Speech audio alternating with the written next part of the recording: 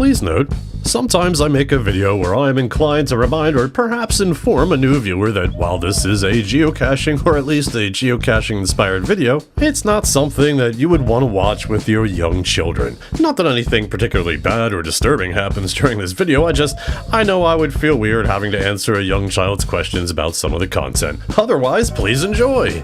Dear Journal, Happy Halloween! Yeah, I know it's June, but in the off chance someone watches this later on Halloween, well, they're gonna feel pretty special.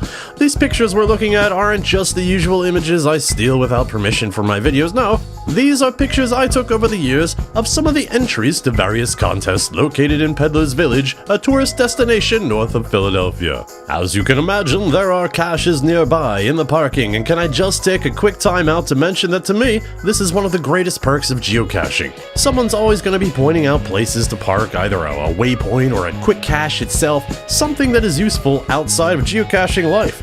Manny wrote, I could show you pictures of the shops or landscape or whatever at Peddler's Village, but the seasonal contests are the big draw. Scarecrows, cupcakes, peeps, gingerbread houses, sandcastle art. If you go to get a cache here, you're probably gonna see some of these interesting creations and pay slightly too much for craft beer. Look at this little gingerbread man. He knows what I'm saying. That cache I showed you highlights one of the hallmarks of geocaching, the cache that brings you to a point of interest. A piece of art or a piece of history, a peaceful view.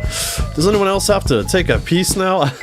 I slay me. Maybe the CO wants you to visit something that is a bit of a head scratcher, and verily that is obviously what the CO intended here in this preserved open space, specifically on this quiet nature trail by the water.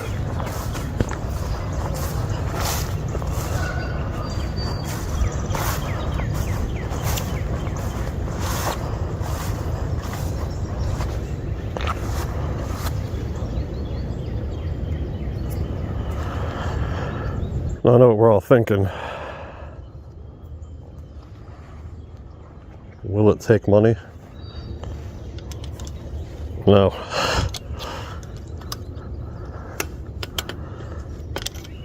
That's a shame. It is a shame. Part of me was really hoping I would put a quarter in and a little sign would come up with a cache or coordinates, but I don't think the CO put this here. Or maybe geocaching really does show you where all the best parking spots are. No. I suspect someone put this here as a laugh. Or maybe this was an old road before it got repurposed to open space, but when I went back in time, via Google Earth historical imagery, not the temporal displacement technology I normally use, I saw no indication of why this parking meter is here.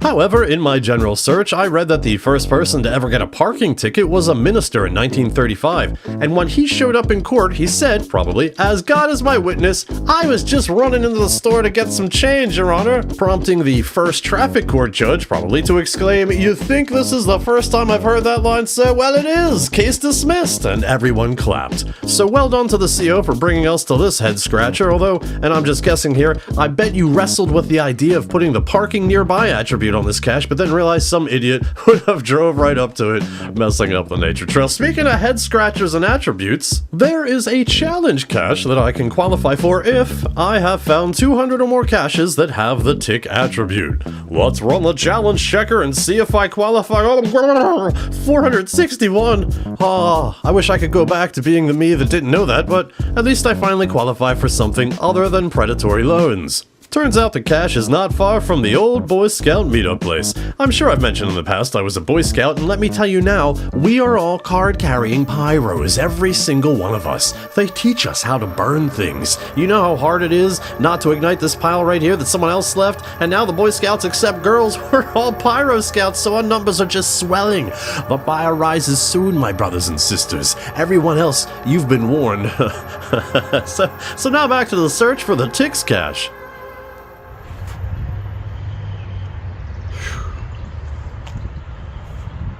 Imagine all the ticks that live in there. It's a good idea to keep them fenced in.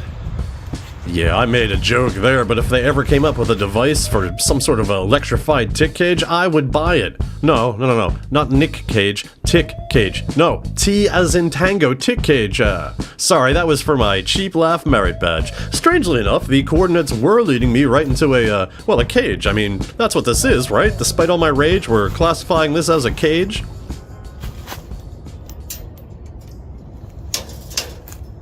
Oh, do I have to go in here?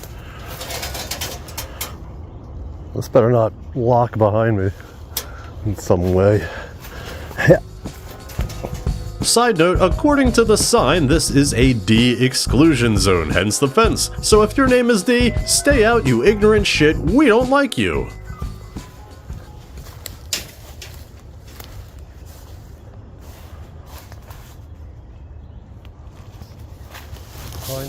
No, it's just a stump. Oh. But it's also a cache. Oh.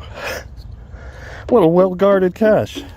Hey, I just noticed that on the cache page, it is not technically the ticks attribute, it is the ticks nearby attribute, which makes it sound like some sort of attraction. Come on, honey, grab the kids, there are ticks nearby. Sorry. In the end, challenge completed. Fun was had. Speaking of challenges, the challenge of this cache is find the log hidden amongst all the junk. And I've done some like this before, so I soon found it as the CO intended in the hollow dried out Sharpie.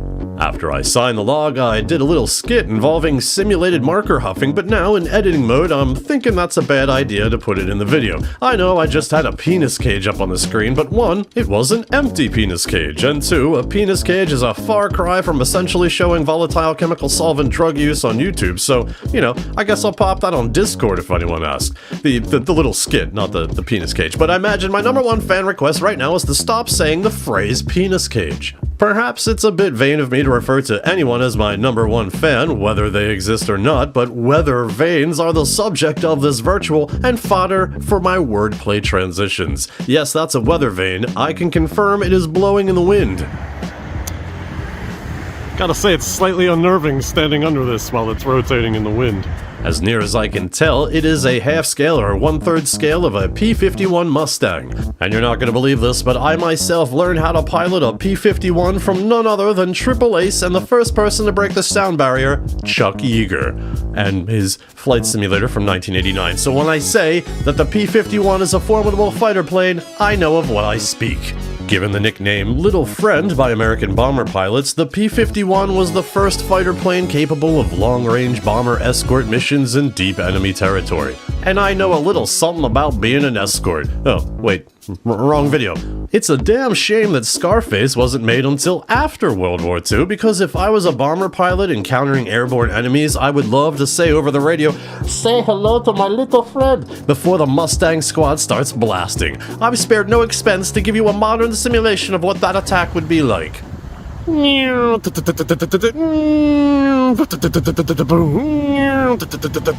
Speaking of sound effects, I totally did that little Scarface radio bit just by cupping my hand over my mouth. You don't get that kind of action in just any old geocaching video.